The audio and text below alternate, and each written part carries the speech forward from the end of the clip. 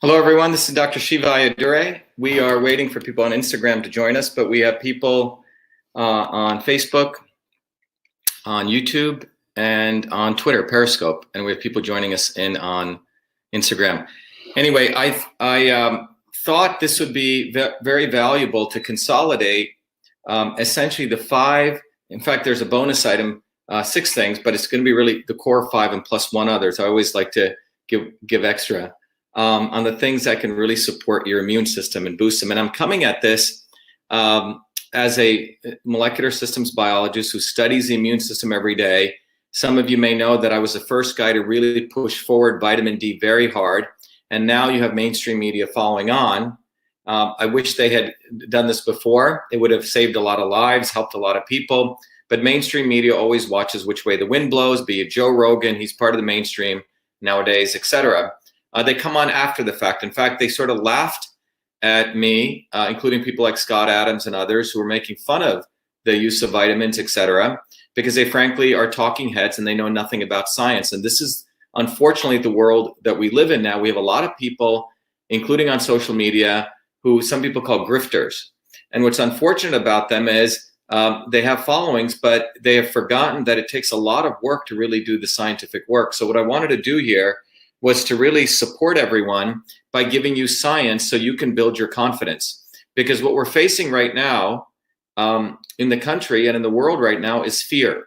And that fear is coming from fake science, and it's coming from mainstream media, plus a lot of, frankly, grifters on social media who basically are in it to build views and followers. I've had a lot of people call me to do all sorts of interviews, and I've declined because all they care about is views. They don't really care about you. They don't really care about building confidence in you or building science. But that's what I want to do here today, and that's what my commitment is.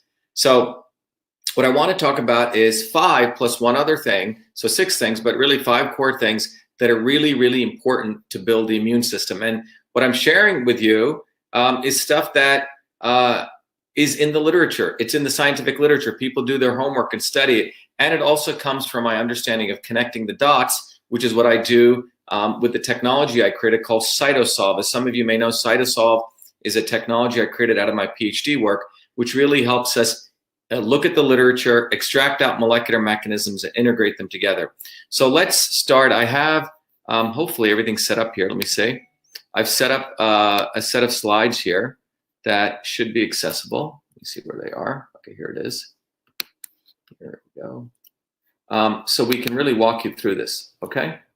So before I go into this, everyone should know that, I am running for United States Senate. People should go to the Shiva for Senate site and support our campaign. Our campaign is not just some politician's campaign. It's really a campaign for truth, freedom, and health. And it's a campaign that's based on recognizing we need to take a systems approach to understanding our body, our society, pretty much everything. And that we need to start with freedom, the ability to have discourse and debate, which is when we can do real science. And from real science, we can start getting into truth, and truth of the immune system, truth of how the society works. And that will give us an ability to get to health.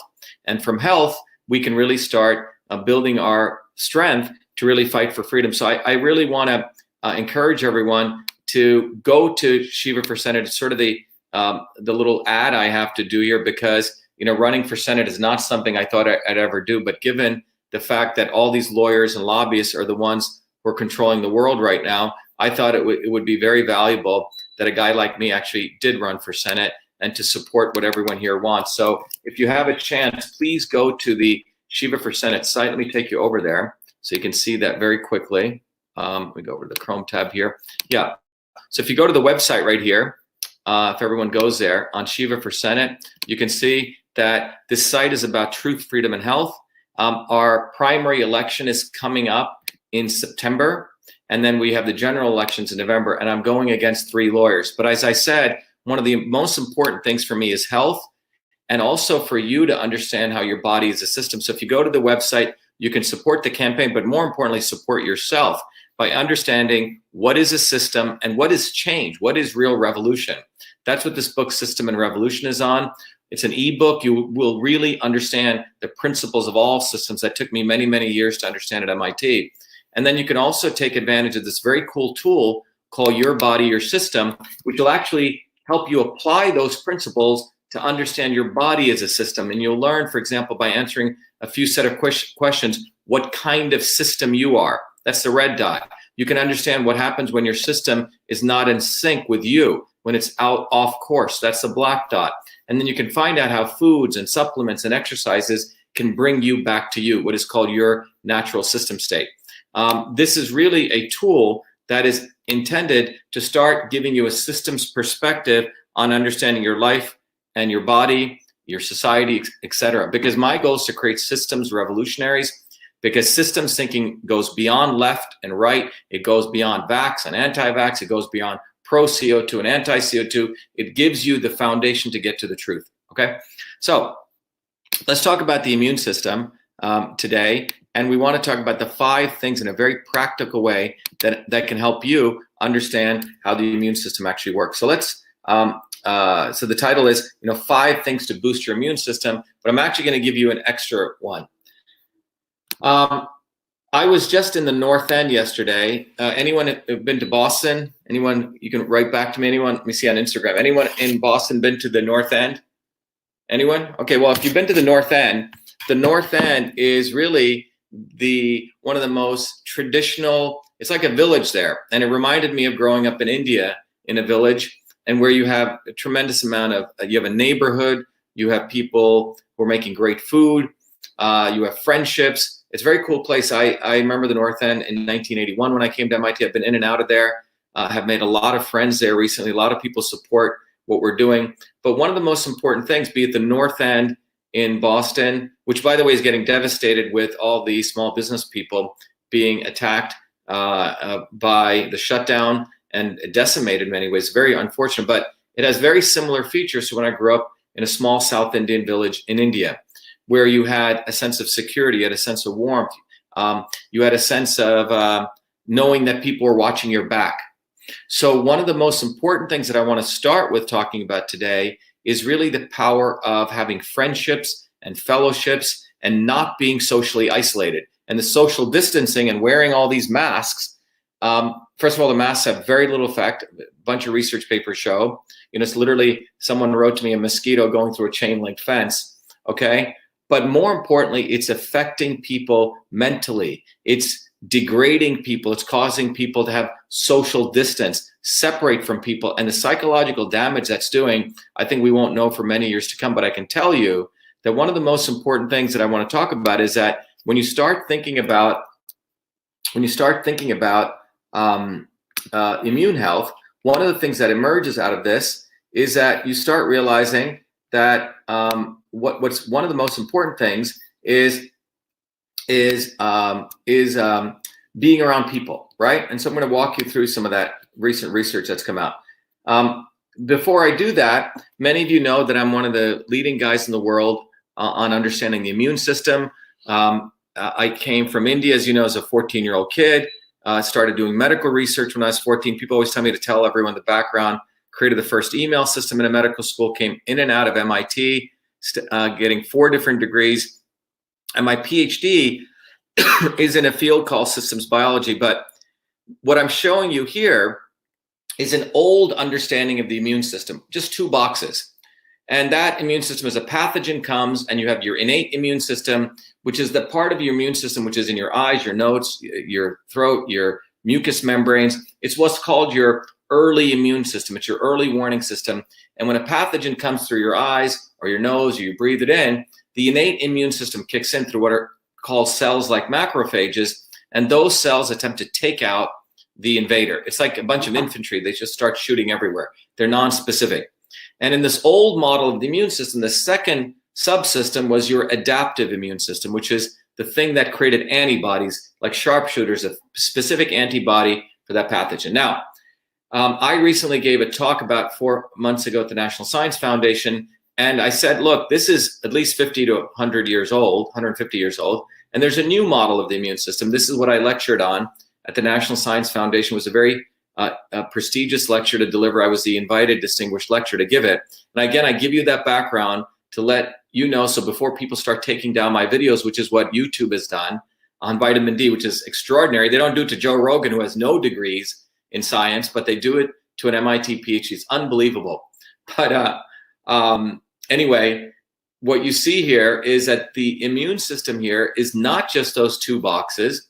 It's composed of 3 other boxes at least, or 4 or 5 others. The microbiome, which is all the gut bacteria. We have about 60 trillion of that in our gut and throughout our body. The viruses, we have nearly 380 trillion viruses. We have the interferon system. I did my PhD work on this. The interferon system is a linkage between the innate immune system and the adaptive. It's a missing link. When you get hit with a virus, not only do you have the innate system, but your interferon system actually upregulates all these amazing genes, which protect you against many viruses.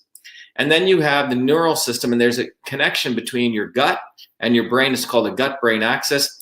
That's when, if you start perturbing your gut, you can actually cause neural inflammation, and you get all sorts of other diseases. But this is a much more holistic picture of the immune system. And as I mentioned, as I've shared many, many times, in this model, your body actually, when you want to think about it, has about 6 trillion cells. It's got 60 trillion of those bacteria, which make up the microbiome. And from what we know, it's got today about 380 trillion viruses. We're all walking, and we have a little bit of fungi, but we're all just walking germ factories. That's something that everyone needs to remember. So you get over this fear. We are walking bacteria farms, or walking virus farms. And that's what was meant to illustrate in this diagram here.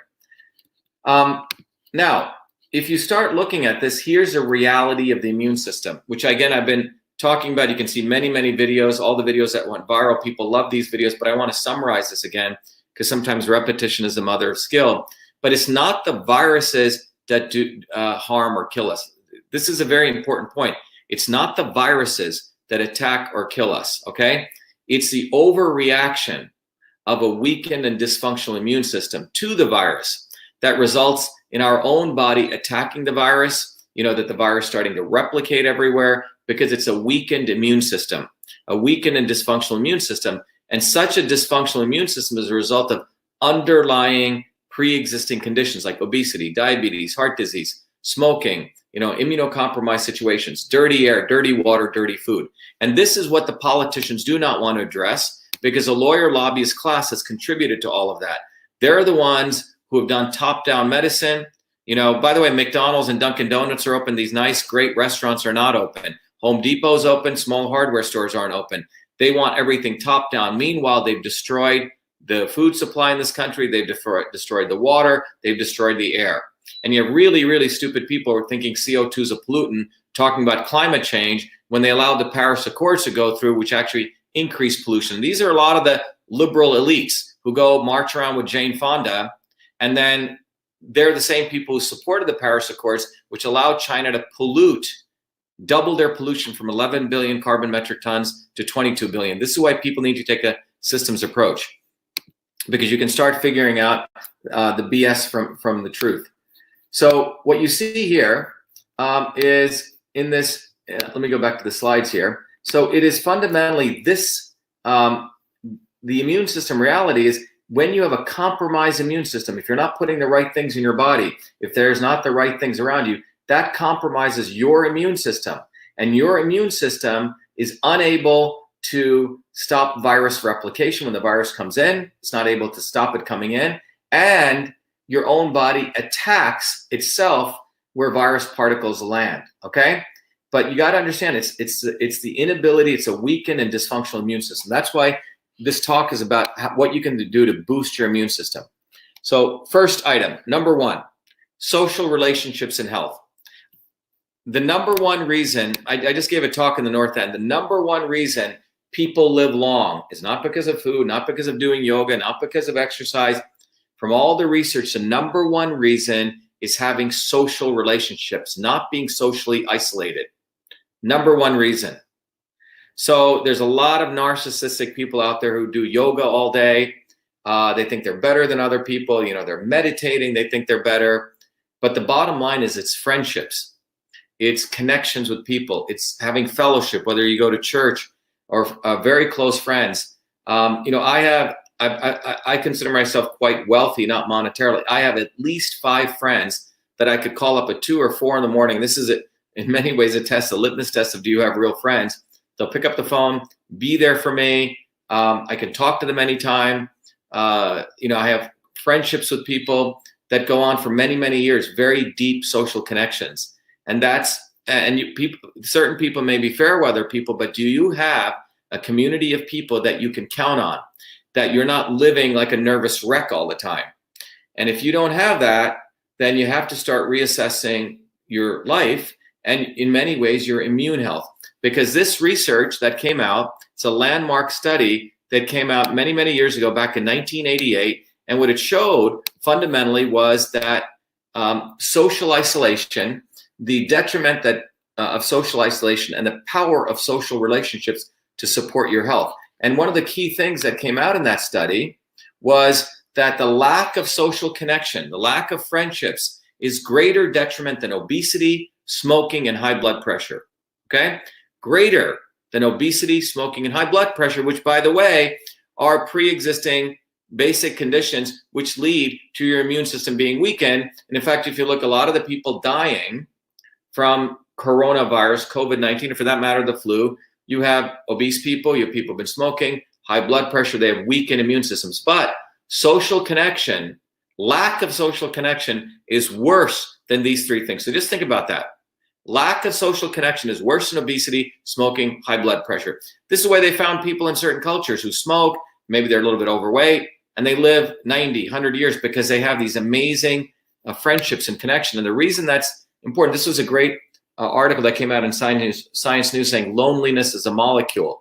And that was talking about this very interesting paper that was written by Stephen Cole. And this came out about 5 years ago, July of 2015. A great paper. If you can get it, I recommend people read it. I read through it several times, but it's called Myeloid Differentiation Architecture of Leukocyte, Transcriptome Dynamics and Perceived Social Isolation. So what, simply put, it's leukocytes are part of the immune system, and it's talking about the transcriptome dynamics. What that means is how at the cellular, at the genetic level, how the leukocytes are behaving in the presence of social isolation. So they did it on humans and macaque monkeys. And what they found was something quite fascinating. They found that there's a phenomenon called conserved transcriptional response to adversity, CTRA, conserved transcriptional response to adversity. So basically, transcriptional response is how your genes respond to upregulate or downregulate certain molecules. Simply put, your genes are not just static. Based on different inputs coming in, they will actually turn on certain genes or shut down certain genes. And what this described was that when people were socially isolated, that they upregulated inflammatory genes expression and they downregulated antiviral response, okay? So under social isolation conditions at the genetic level, the body or the physiology at the cellular level was creating more inflammation. Inflammation is not good. It does not support immune health. And it was downregulating, as you can see here, antiviral response. Very, very powerful paper, very, very important paper that showed. So the first paper, 1988, was a landmark study that really showed behavioral attributes and connected to how people were behaving in terms of obesity, smoking, etc. How that really lowered the immune system. This paper went down to the cellular level. So number one thing you can boost your immune system is friendships. And what we're doing with the social isolation stuff, social distancing, people wearing on masks, looking at each people all frightened, is one of the worst things they can do. So I hope you're getting this sense of what I'm saying, that I hope you're getting confidence just from this number one thing. The social isolation stuff is at the genetic level destroying our immune systems. It's increasing inflammation and it's lowering antiviral compounds. Number one, have friends, create close friendships. It was, again, great being at the North End. People sit together. We were hanging out, okay? When I go to a small village in India, you can rely on people or you hang out with friends. Number one immune boosting thing is social friendship. So this is why we have to fight for our lives here with all this lockdown nonsense. Number one thing. I hope that's clear. Let me go back here to the slides. By the way, people on Instagram, you can follow me on the slides too, if you want to go to YouTube, etc. So The lack of social connection is greater detriment than obesity, smoking, and high blood pressure. You get more inflammation at the cellular level. You get less responsive immune system, less antiviral response. That's a summary of that. And one of the things that the 1988 landmark study showed was that with strong social connections, you have 50% increased chance of longevity. You increase your probability of living longer by social connections. You strengthen your immune system. And the genes impacted by the loneliness code for immune function and inflammation. So basically what this means is that the genes, when you're socially isolated, code for decreasing your immune function and increasing inflammation. And with strong social connections, you recover from disease faster. This is basic stuff that people knew. Now, obviously, if you're sick and you're coming down, you should isolate yourself, quarantine yourself, and juice yourself up. But it's nice to have friends around that you can talk to, okay? That you can call, that you have friends around. If you're alone getting healthy, but you have no friends, that's not a good thing, number one. Now, what I want to talk about so that was really like the bonus one that I wanted to give you. Now I'm going to go to sort of the 5 sort of things that you can do to support your immune health. But I wanted to start with that because people don't think having friends is a medicine, having social connection, but that's really the bonus thing that I wanted to give you right up front. Let's now go to, there are 2 aspects of 2 things that affect your immune health, okay? In the broad scheme of things. One is that a virus comes into you and it's going to try to take over your immune system and try to control it. That's what a virus tries to do. And in that part, and the other part is that your body overreacts, okay, because of a weakened and dysfunctional immune system. So there's 2 parts of this. One is called the virus replication piece, and the other is what I call immunomodulation, okay? In the virus replication piece, which is, we're looking at, let's say, this virus or COVID-19 in this case, here is, the pink is a cell, and what the virus is trying to do, it's like a thief. It's trying to enter your cell, enter your home, and use your Xerox machine to replicate more thieves, and then go to the next house and do the same thing. So the thief here is this initial virus, which comes in. First of all, it's got to be able to land on the surface of your cell, lock and key. In this case, the COVID-19 virus uses the AC2 receptor. It sticks its key in there, which is the spike proteins. It opens the key and it is able to come into the cell intracellularly. So one process is, if you can stop this part right here, the virus can't get in, okay? The next part is, once it gets in, it then needs to replicate its RNA, its nucleic acids to replicate itself. So it uses your ribosomes, your nucleic acids, to replicate pieces of itself. That's step 2. Step 3, it reassembles itself. And step 4, it transports itself out. So step 1, enter. Step 2, replicate the ribonucleic acid. Step 1, step 3, assemble, and step 4, leave. So there's 4 steps in the viral replication process. I hope that's clear. There's 4-step process in there, okay? Now, the other piece of this is anything you can do to block this process helps reduce the viral load. So if you have a strong immune system, you have enough zinc in your body, it's going to stop things like this. If you have things like the virus replication, things like vitamin C, it helps this process, okay? And we're going to go into that. Vitamin A, make sure the virus can't even get in. It builds good walls around the walls around your cells. Vitamin D, make sure that when the virus is trying to do this, it literally blows up holes into its shield and it breaks it up. So all of these we're going to learn how they affect in different ways. So, but this is a virus replication process. So if you can stop this in various places, that's one way to boost the immune system. The other piece is what we call the cytokine storm.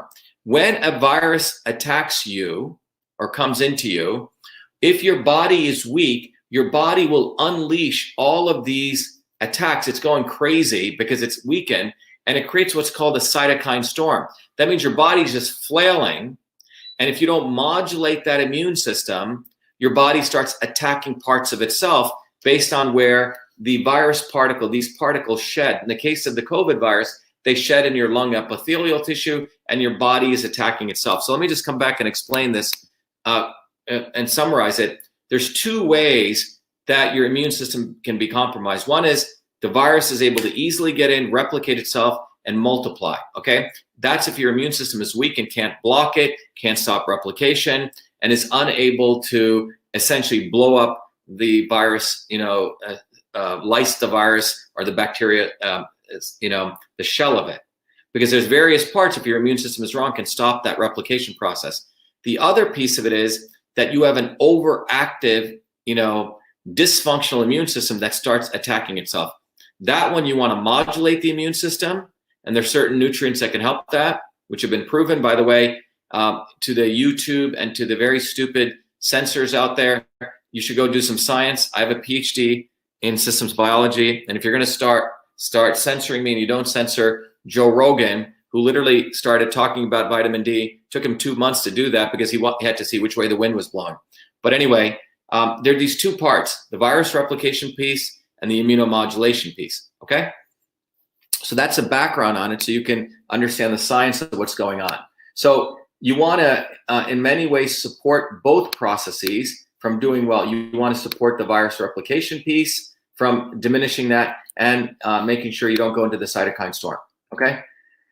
So by the way, when you have this cytokine storm taking place, here is what's happening with COVID. People's body, this is the lung. We're looking at one little cell in the lung, the alveolus, starts filling up with fluid because it's undergoing the cytokine storm. And if you put people on respirators, you know what happens? You get more and more fluids. That's why you're literally choking these people. What really needs to be done, we need to eliminate that cytokine storm. Vitamin C, as we'll talk about, is very, very good for modulating that, okay? But this is a phenomenon that's taking place. You have the virus replication, you have the immunomodulation going haywire, and because of that, in the case of COVID-19, the body starts putting up fluids. Because it's undergoing the cytokine storm, you put people on ventilators and you're actually damaging them, okay? So let's talk about vitamin D. This is the first one on the list, which we've talked about before. There's a whole video on vitamin D, which I just found out that the YouTube guys took down, which is quite amazing, but there's 80,000 papers written on vitamin D. Not one, not two, 80,000 papers. And in fact, there have been about 1,000 systematic reviews. And in fact, there have been 9 systematic reviews, which means they took those 80,000, put them, aggregated them on the power of vitamin D for, for really arresting acute respiratory infections. In one study recently, a couple of years ago, they took 11,000 participants. They found vitamin D supplementation is safe. It protected against acute respiratory tract infection. The survival in ICU patients went up. And its greatest benefit to those who were deficient. We have a lot of deficient people in this country and many other countries who are vitamin D deficient. One of the things I want to let you know, I have my skin color is brown or parts of it are darker. People of color need more vitamin D because we have all the shielding. This is why there's been more cases of people of color dying because they have greater vitamin D deficiency. So if you're a person of color, you need to recognize that you actually need more vitamin D than people who are not of color because your body has created a shield to not let in as much of the UVB rays, which help your body produce vitamin D. So people of color actually need, interestingly enough, more vitamin D. So that's something that we need to keep in mind.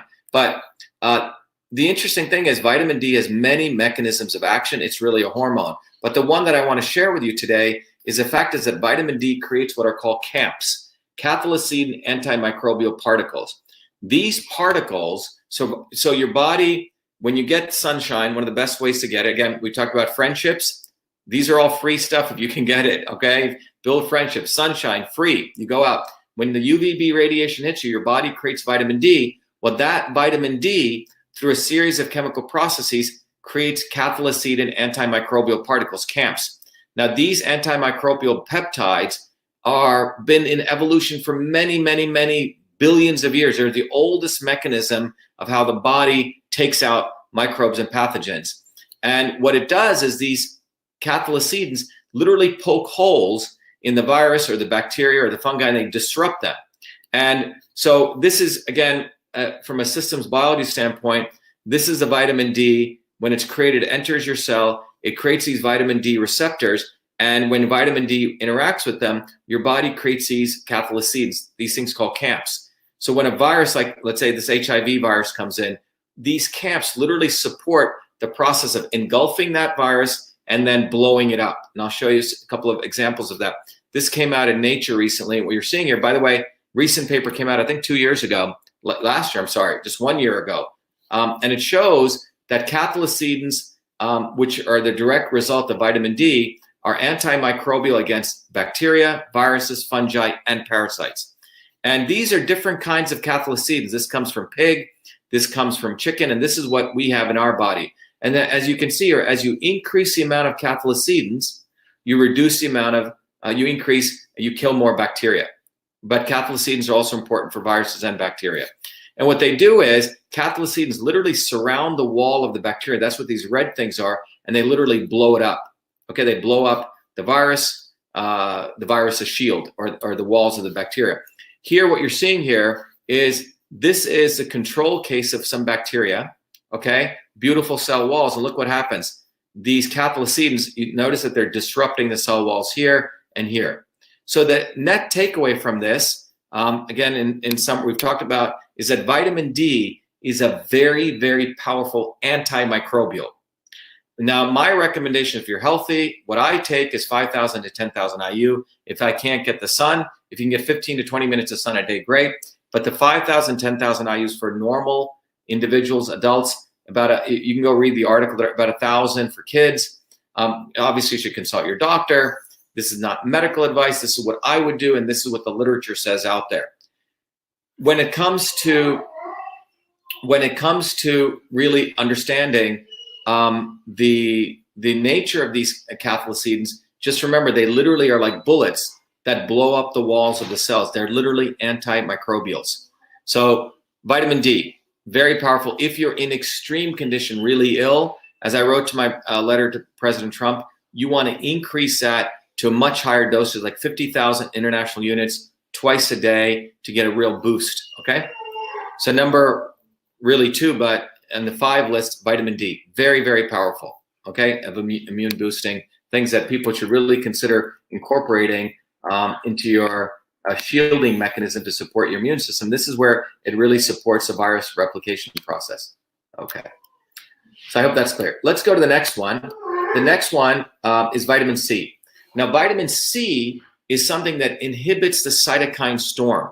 Remember I talked to you, if you have a weakened and dysfunctional immune system, that's what happens as people age, as people are in this situation. They're putting them on ventilators. My sincere request is that if you have people in that condition, please, for God's sake, think about giving them IV vitamin C.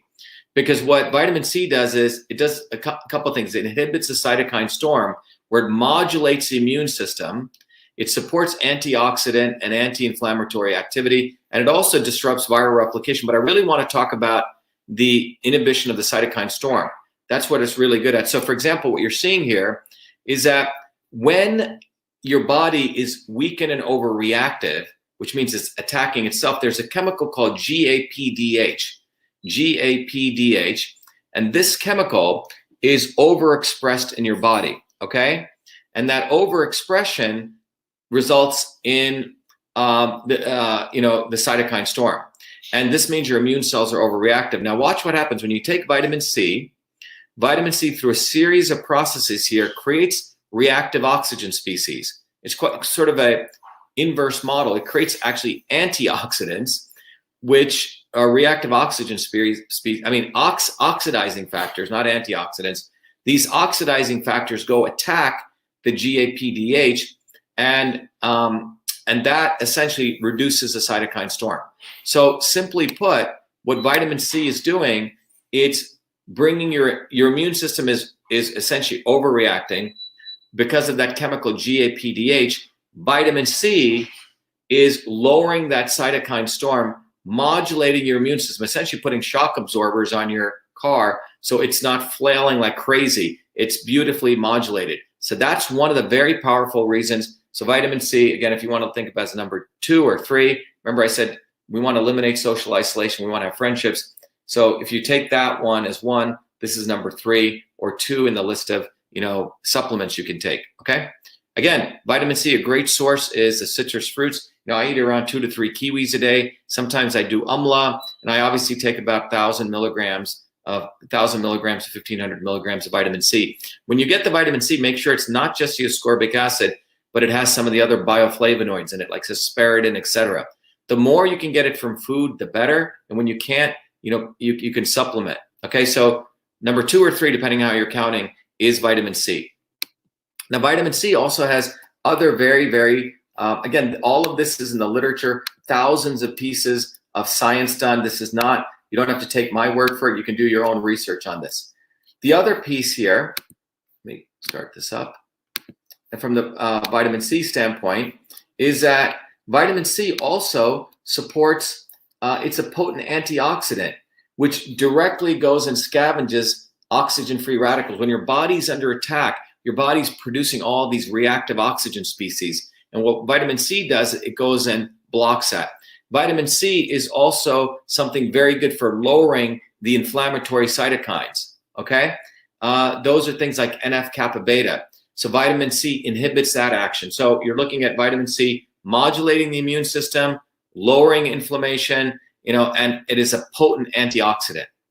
So that's number 3 or 2, depending on how you're counting. And there's many other things that vitamin C does. It increases cellular immunity. It increases humoral immunity, which means the B cells and the antibodies. Cellular immunity is the innate immunity, right, which is the first part of your immune system. This also helps support the creation of antibodies. It increases antiviral proteins like interferon. So it's vitamin C is pretty amazing what it can do for you. And my recommendation, what I take is around 1,000 milligrams. If you can obviously don't have to take the supplement, can get it from the citrus, it's even better. And it's actually tastes better. You actually get to eat it, okay? And vitamin C also creates collagen, okay, which really supports the cell walls. So the viruses, you're literally creating a wall, supporting this integrity of your cells so they are strong. Vitamin C is awesome for critically ill people. It has, frankly, very little side effects. The other one that I want to talk about, everyone's wanted me to talk about, is zinc, okay? Some people know that the president recently shared that he's taking hydroxychloroquine, which, by the way, does, I'll talk about that at 4 p.m. today. If people are going to take it as something that can help stop a set of processes, it's quite effective. It does have side effects. It should be taken with zinc. Now, why is zinc important? There are a number of things you can get at CVS and stores like that, something called Zicam. Right when you feel a virus coming, right when you start getting it, you can put, and I'm not saying this is the right one to do, but the notion of using zinc is something that stops the virus replication process. And some of these swabs, you put them in your nose, you touch it a little bit, and then right when you feel it coming, there's a window that you have, but zinc is essentially the powerful ingredient in this. And what zinc does, let me go back to this. What zinc does, there's many, many papers you can research, but this is a recent paper that came out, and I want to share this with you.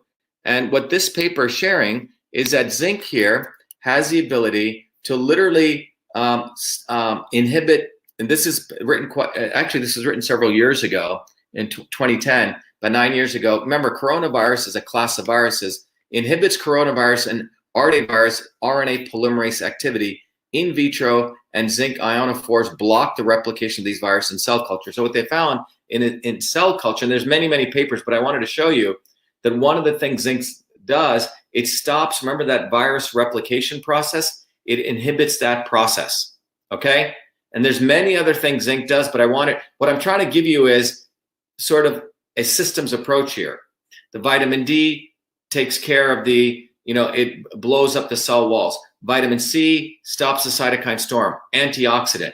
The zinc here really, is going to stop the RNA replication. All right. It does other things, but I want to let you know we're hitting this thing from multiple different angles. So zinc number, depending on how you're counting, either 3 or 4. Okay. Iodine. Okay. In modulating the function of the immune cells. Now, iodide, and particularly you need to get the iodine and the potassium iodide together. You can get it from seaweed. If you can get it from foods like seaweeds, the nori, the kelp, the dulse, very little you have to add to your foods. I mean, they're not, depending on how you, if you get sushi and you make it with it, but the seaweeds are profoundly valuable. You can get dulse, for example. You can put a few drops in it. We used to have a lot more iodine and iodide in our food system. A lot of that has been depleted. We get a fraction of what we really need. Why is that important? Well, it supports your thyroid from functioning well. Why is thyroid function important? Well, if your thyroid is functioning well, your body creates things like vitamin A. It takes your body takes the iodine, takes all the green leafy vegetables, all the rich things that you consume from what are called phytokeratins, and creates vitamin A. And we'll talk about why vitamin A, which is one of our last items, is important. But iodine and iodide are extremely important for immune function. Now, in the recommendation I wrote to President Trump, you can get things like Lugol, which have iodine and iodine. You put about, for adults, like 6 drops. But if you can incorporate the seaweeds in your diet, very, very valuable. So item 4 or 5, depending on how you're counting, is iodine, okay? Iodine and iodide. The next one I want to end with is actually something that I've talked about, is actually vitamin A, okay? Vitamin A is one of the most, and by the way, you want to get the vitamin A palmitate, but what you notice here is that as you age, your thyroid level goes down and that you produce less vitamin A. That's why it's important to get the iodine and iodine. And you produce less phytokeratins, and that can result in scarring of the epithelial tissues if you don't have enough proper vitamin A. And you reduce your innate immune function, you reduce your macrophage function. And so vitamin A is extremely valuable, literally for building these walls, these supportive wall around your cell. And that's what I wanted to share with you there.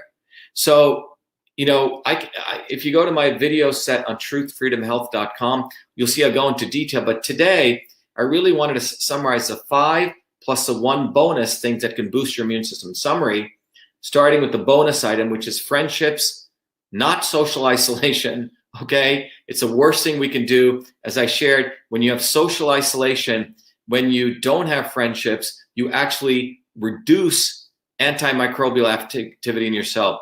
You increase inflammation, okay? Which can lead to the cytokine storm, which can lead to all sorts of processes. So for God's sakes, build fellowship, build friendships, fight for that. Fight for the end of this lockdown so we can get back to having family and fellowship again, number 1. Now, that's like the bonus one. The 5 other items that I mentioned are, number 1, vitamin D, sunshine, again, social connections, free friendships, sun, the UVB radiation, particularly if you're dark, you need more of it. And the vitamin D, it literally creates cathelicidins, which blow up the walls of the fungi and bacteria. It's an antimicrobial. Literally, vitamin D creates these cathelicidins, which are like bullets which blow up the walls, antimicrobial. Number 2, we talked about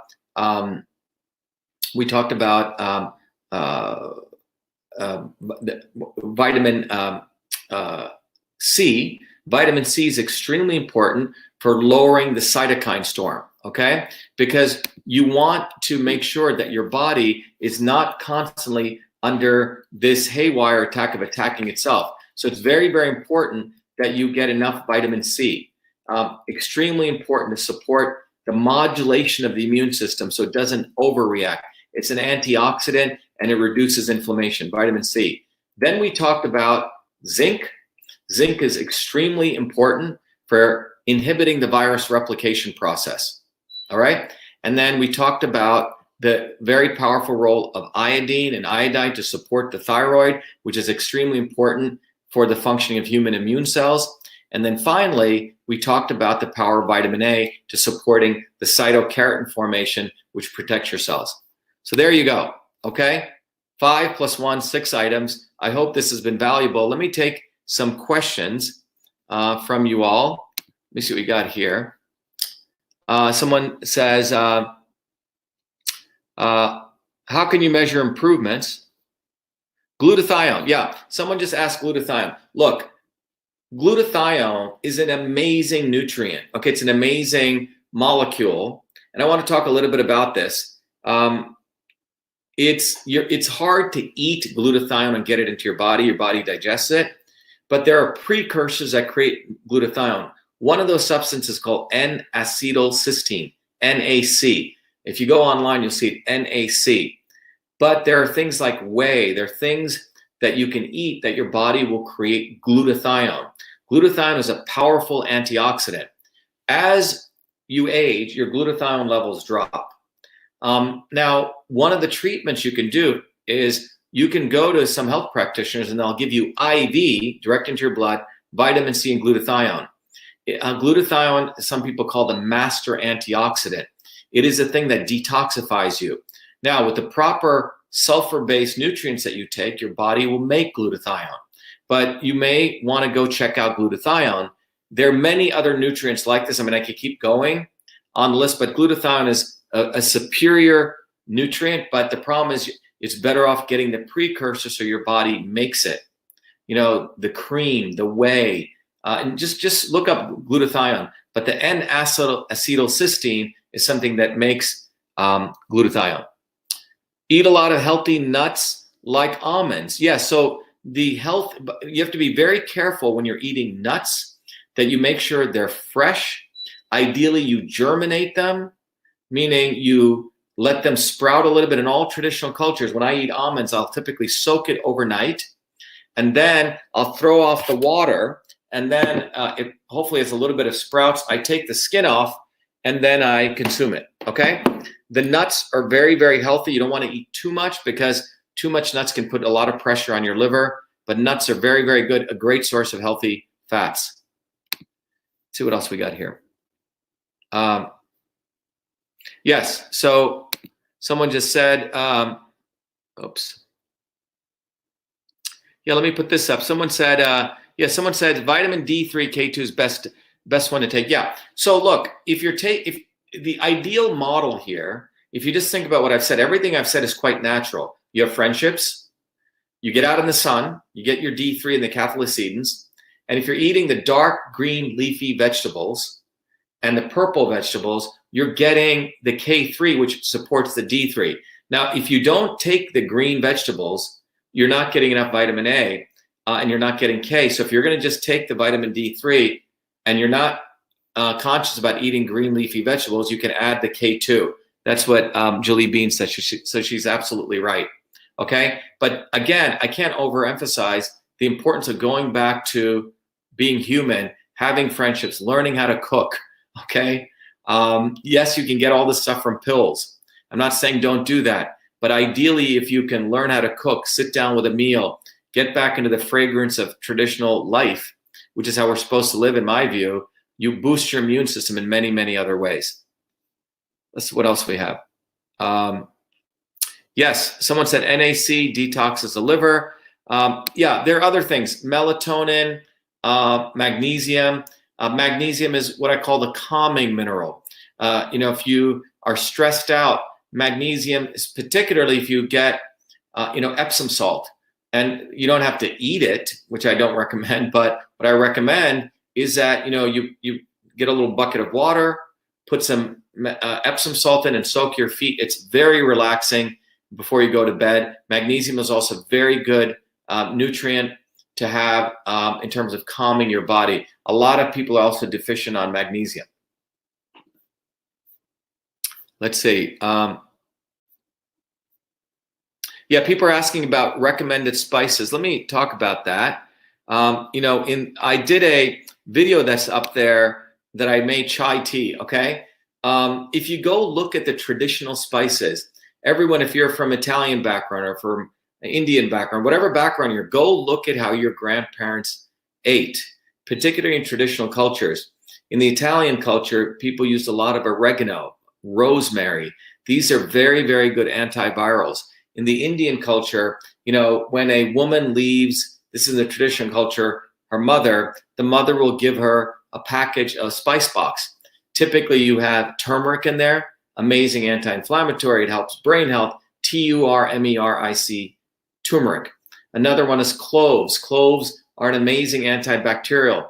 If you have a toothache, for example, take a little bit of clove oil, dilute it a little bit, and you put it on there. Cloves are another very powerful thing. Anise seeds, cardamom, You can start looking at the ginger and the garlic and the onions. You know, ginger, garlic, I mean, those are vegetables, but the ginger is a spice. You know, the cardamom, go look at cardamom, breaks up mucus. These are very, very powerful spices. In my view, every household should have them. And if you're going to go with the king and the queen of vegetables, the 2 sulfur producing vegetables or sulfur containing, it's the onion and the garlic. You know, as much garlic as an onion you could include, go for it. It's going to protect you with all these viruses. It boosts, it supports the skin. These are the king and the queen of the vegetable kingdom. Lacto-fermented products, very valuable, extremely valuable. Most cultures always had, you know, like in the Indian culture, in the German culture, the sauerkraut, kimchi, in the Korean culture, please include these as foods. Learn how to make sauerkraut. You know, we make it here every day. Amazing food. And you look at people pretty robust. A lot of them are incorporating some type of the fermented foods into their culture. In India, we have pickles that are always included in some meal. Yep, this is a very good point. Whole food nutrition is superior than supplementation. Look, you know, I have a cup of green tea here, right? This is a food. And in green tea, we know there are all sorts of molecules. We just finished a recent study that was funded by the City of Hope, which does a lot of research on transplants. And what they found was that, interesting enough, when people were getting transplants, the people who drank a lot of green tea were having less transplant rejection. Using our technology, Cytosol, we recently found out why. And I'll do a whole session if you guys are interested on that. But there's a set of molecules in green tea that are very powerful, but not just one molecule, but sort of the whole orchestra of molecules. That's why food is ultimately one of the most powerful things, not only in terms of fellowship and sitting down, which we know that boosts your immune system, but all the different nutrients you get. Okay, let me see, take some things over here on Instagram. Anyone on Instagram, any questions? Ginger tea, yep. Ginger, you know, is a fascinating, yes, thymoquinone in black seed oil is the same as yeah, so let me talk, I'm going to talk about the quinine and the hydroxychloroquine, if you can hold off on that at 4 p.m. today. But look, the rhizomes, the ginger is really not a root, it's a rhizome like turmeric. Do a little bit of research on rhizomes, R-H-I-Z-O-M-E-S. The rhizomes are very, very powerful nutrient spices that, you know, can support our immune system. There's also a set of some other mushrooms like maitake mushrooms from the research we've done, very valuable. Again, I don't want to inundate you with too much, but I wanted to give you these 5 things because a lot of people are under economic distress. You know, some of these nutrients are extremely expensive. What I've just suggested here are inexpensive and powerful. Friendships, the sun, vitamin D3, cholecalciferol, vitamin A, palmitate if you can ideally get it, the zinc, the iodine, you know, and then the vitamin C. These are nutrients that you can get through food or you can get cost effectively. Anyway, I hope this was valuable. Again, I promise you 5, it's actually 5 plus 1, okay? But let's not forget that the goal is to boost the immune system. We're wasting so much time on talking about pro-vaccine, anti-vaccine. I wish we spent as much time talking about how do we boost the immune system. It's about boosting the immune system, and that's how we overcome our fear. So I hope this has been valuable for everyone to recognize that we have to overcome our fear. Anxiety, I'm telling you, is not a good thing. Anxiety creates more distress to your immune system. So I hope this has been valuable for you guys to get confident that you have the power to support your immune system. This is something everyone here can do. And separate from that, what people need to recognize is what's going on around us, the dirty air, the dirty water, the dirty food. That requires everyone here to recognize that we need to start electing people. You know, we need to have the right leadership. You need to start electing people like me, like you, who care about our body. And that's why in closing, I obviously have to let people know that my running for US Senate is not just a simple US Senate run. It's a run to really fight for our truth, freedom, and health. In my view, we have about 90 days. Our general election is coming up Our primary election is coming up in September. Our general election is coming up in November. We must win this election because Massachusetts, in many ways, is the epicenter of the deep state of medicine, the deep state of healthcare, which wants everything to be top-down medicine, everything to be regulated medicine. Our winning in Massachusetts will be a blow to the deep state. So please take a few moments for yourself and your family. Go to Shiva for Senate, support the campaign. Please, if you want, you can volunteer. There's a volunteer link here. Get your friends to pledge to support the campaign. You can donate to the campaign.